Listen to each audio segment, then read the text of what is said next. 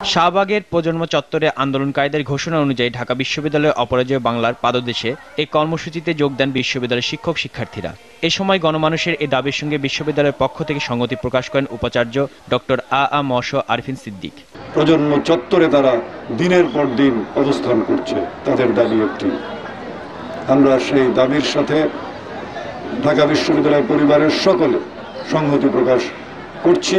কাদের মোল্লা সহ সকল যুদ্ধাপরাধীর ফাঁসির দাবির সঙ্গে একাত্মতা প্রকাশ করেন বিশ্ববিদ্যালয়ের শিক্ষার্থীরা। আজকে শাহবাগ থেকে যে কর্মসূচিটি দেওয়া হয়েছিল সেটিতে একাত্মতা প্রকাশ করার জন্য এদেশে যারা যুদ্ধ অপরাধী আছে, ৭১-এ যারা মানবতা বিরোধী অপরাধ করেছে তাদের সর্বোচ্চ শাস্তি।